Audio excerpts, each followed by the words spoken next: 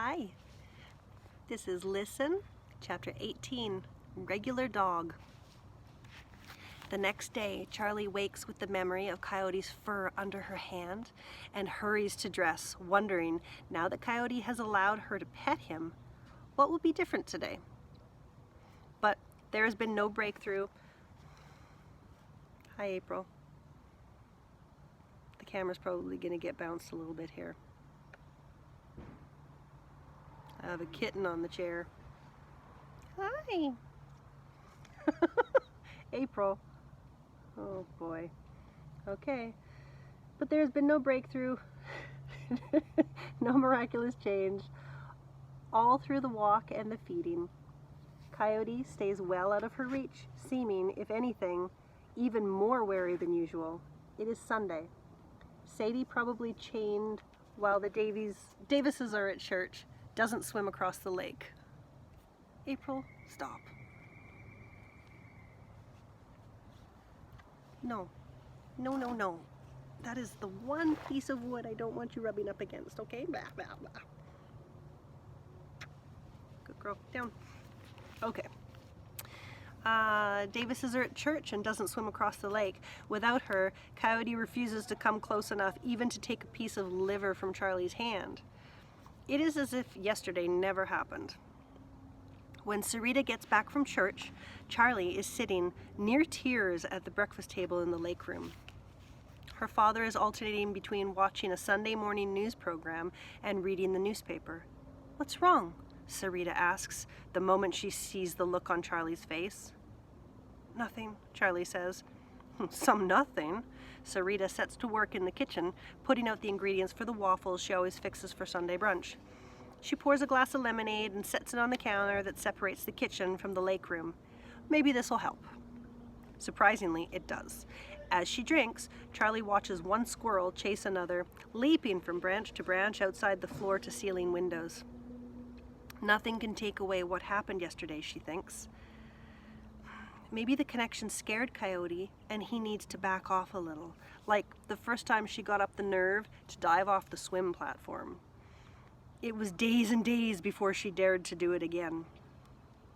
But a few weeks later, diving was the most natural thing in the world. Over brunch, Charlie tells her father about petting Coyote. "Terrific! It's time to get a collar on him," he says. "And take him to the vet. I'd have insisted on that from the start, but I didn't really expect him to stick around." "He'll stay," Charlie says. "This is his territory now." But her heart sinks at the thought of putting a collar on him, leashing him, forcing him into a car to take him to a vet. It will feel to him, she thinks, like the men catching him and putting him in the shed. "I don't see how we could get him to a vet, though." "Sorry, kiddo, but there's no choice." Her father takes another waffle from the platter Sarita has brought to the table. "If you're going to keep this dog, he has to have his shots. Distemper, rabies, especially rabies. There's a law, and who knows what else he might need. I doubt he's been neutered, for instance. We'll have to have that done, too." "There's a sign for a mobile vet on the road by the police academy," Sarita says. "You could call." "Good idea," Paul Morgan says. "You call and make the arrangements, Charlie, and I'll pay for it." He sighs. Another of the truths of life. There is no such thing as a free dog. Much as Charlie likes waffles, she has lost her appetite. How is she going to get a collar on Coyote? And if she does, what will happen when she turns him over to a vet, a person he doesn't know who will stick needles in him? At least shots can be given at home. Neutering will mean taking him to the vet's office. Car, strange place, operation, pain, car. Worse than being locked in a shed. Much worse. It's too horrible to think about. Coyote will never trust her again. He'll probably take off and never come back. When Charlie is helping in the kitchen later, Sarita pats her arm. That dog's life is so much better than he ever had before. He's not going to leave you just because you put a collar on him. I don't even know if I can put a collar on him. Huh. Sarita says nothing more. She just goes on rinsing dishes and putting them in the dishwasher, humming to herself. Maybe, Charlie thinks, the mobile vet has tranquilizer darts like the ones they used on wild animals. Coyote wouldn't even remember what had happened to him when he woke up. Of course, to use a tranquilizer dart, the vet would have to be able to shoot him with it.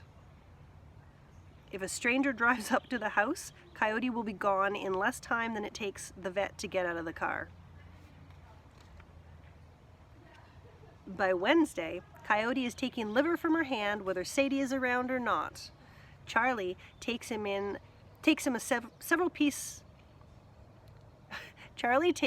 a piece several times in the morning and several more in the afternoon. She just calls Liver, and wherever he is, he comes to get it. If Sadie is there, of course, she has to give her some too. But Sarita has filled the freezer with enough to feed an army of dogs. Charlie's hoping that when Coyote is used to coming for Liver, she'll be able to get the collar on him. Unfortunately, he doesn't come close enough.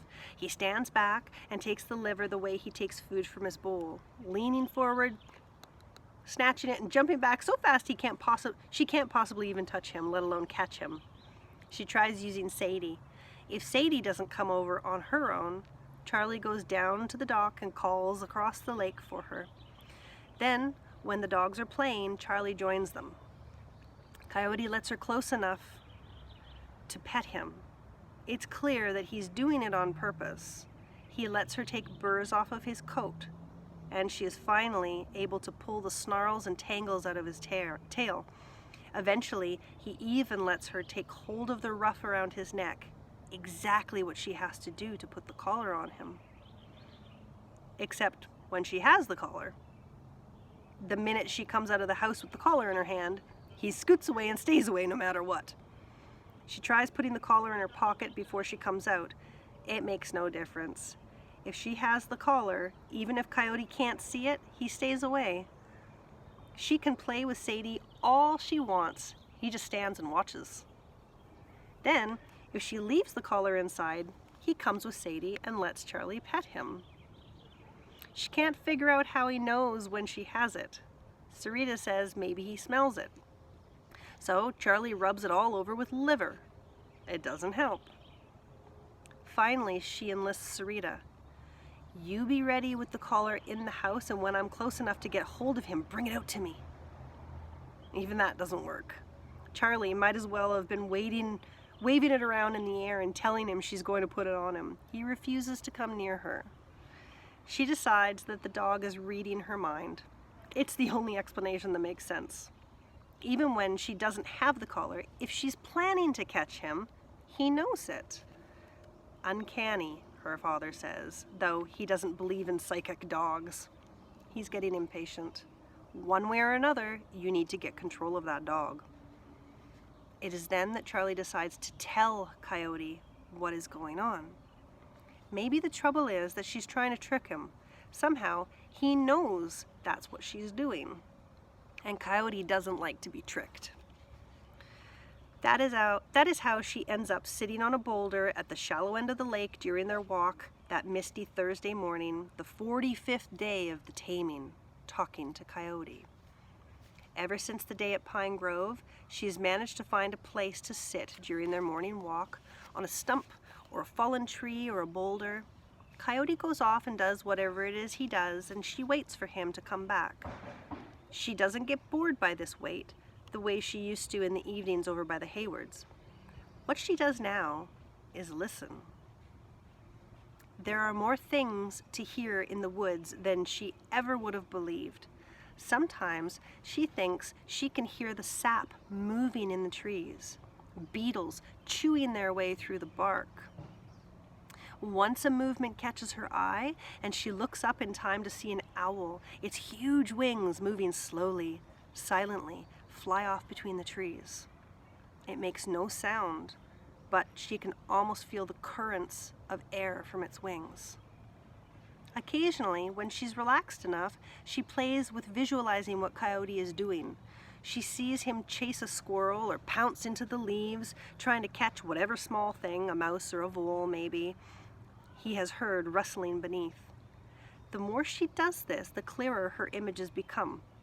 Sometimes, instead of watching him, it almost seems that she's right there with him, doing what he is doing.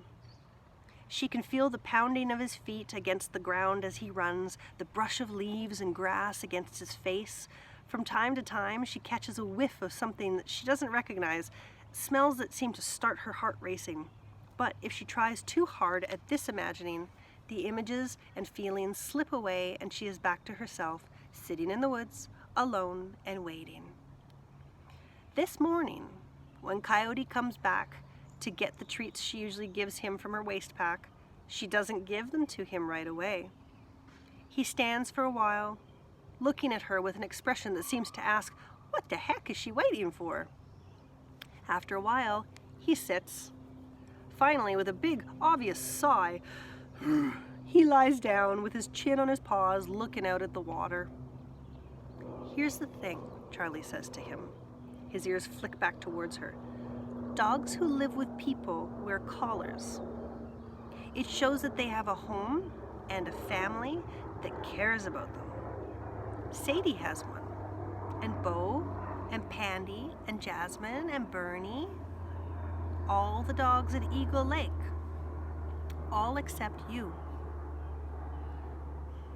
I promised you food and shelter, and I'm doing my best to keep my promise. But you need to wear a collar. I won't use it to make you do stuff you don't want to do. Coyote still looks out at the lake, but his ears twitch. Charlie realizes that isn't exactly the truth. Well, sometimes I will, but only if it's absolutely necessary and only if it's for your own good. Like when a doctor comes to see you. There's a law, and there's nothing I can do about that. You need a shot, a couple shots, to keep you from getting sick. And there are a couple of other things that we need to do if you're going to be safe and healthy and live with us the way dogs live with people. You want to be a regular dog, don't you? Coyote doesn't move. Charlie wonders, is she crazy telling him all this? So many bugs. So, when Sadie comes over today, I'm going to bring the collar outside, and I need you to let me put it on you, okay? Coyote? Coyote gets up and stretches, front legs and then back. He shakes himself and looks up at her, his black-brown eyes gleaming in his golden face, the blue tip of his tongue visible between his teeth. Yeah, I know, she says. You want your liver. She takes a piece of liver from her waist pack. Are you going to let me put the collar on you? His eyes are focused on the liver, his tail wagging. I'm counting that wag as a promise. When Sadie swims over later that day, Charlie tells her that she needs help. She explains about the collar, the shots. If Coyote can read human minds, maybe Sadie can too. Then she goes inside and gets the green nylon collar she chose for him so long ago. Holding it where both dogs can see it, she calls Sadie to her, rubs her ears, and pats her. Then she takes hold of Sadie's collar. See? She says to Coyote, who is standing just out of reach. This is hers. She holds up the green one. This is yours. We'll get a tag for it that has your name and phone number on it, just like Sadie has. She lets go of Sadie's collar and rubs her ear some more. Coyote comes closer, close enough to touch. Slowly, Charlie moves her hand from Sadie to Coyote and rubs his ears. Then she takes a handful of his neck ruff and holds him while she puts the collar around his neck. His ears go back against his head and his tail droops, but he stands still while she buckles it on, making sure she can put 2 fingers between the collar and his neck. Then she lets him go and he backs quickly away, shaking his head. Figuring it is better to leave him alone to get used to it, Charlie goes inside. Sarita is standing at the dining room window. They stand together, watching Sadie circle Coyote, begging him to play. Moments later, collar forgotten, Coyote is chasing Sadie around the yard. That's the end of the chapter.